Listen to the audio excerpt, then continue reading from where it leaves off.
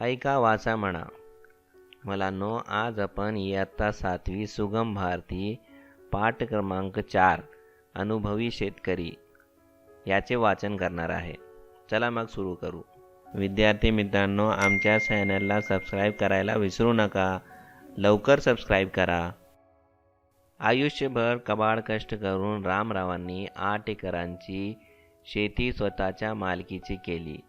एकीकडे शून्यातून विश्व निर्माण केल्याचा आनंद रामरावांच्या मनात होता, तर दुसरीकडे आपली तिन्ही मुले नीट शिकली नाहीत आणि शेतीच्या कामाला हातभार लावत नाही, या चिंतेने त्यांचे मन ग्रसले होते. उतारवयामुळे आता कामही होत नव्हते.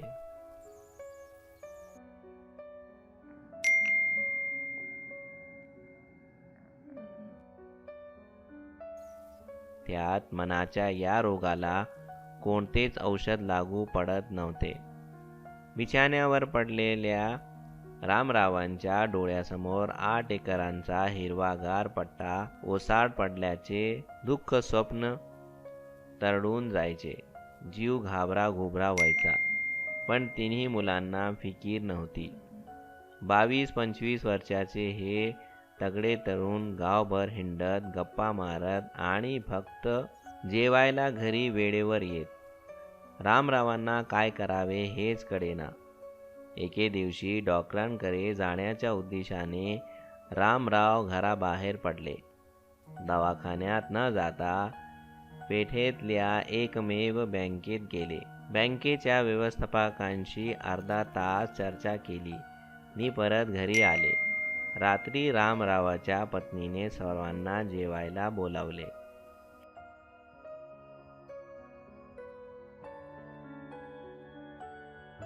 जेवण्यापूर्वी रामराव मुलांना म्हणाले, मुलांनो, आता मी थकलोय. माझ्याच्याने हे शेतीवाडीचे काम होणार नाहीत. तुम्हालाही शेतीचे काम करायला कमीपणा वाटतो. बँकेत मी तुमच्या कर्जाची सोय करून आलोय.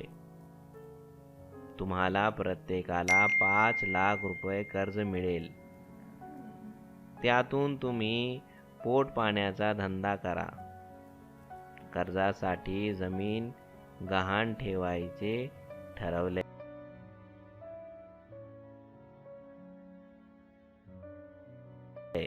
फक्त तुम्ही एक काम करा.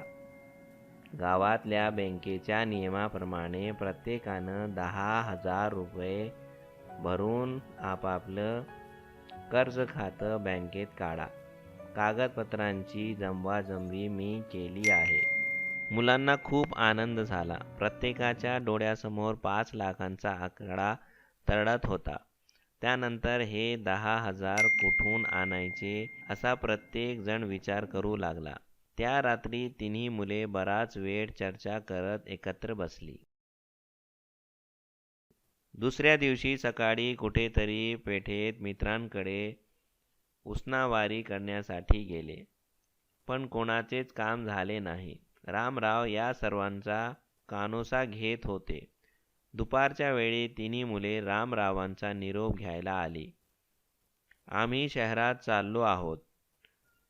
महिन्याभरानं 10,000 रुपये कमवून आणू, तेव्हाच घरी परतू. एवढे बोलून तिघे पाठीवरच्या पिशव्या सांभाळत गेले सुद्धा. याचा पुढचा भाग आपण पुढच्या व्हिडिओमध्ये वाचूया.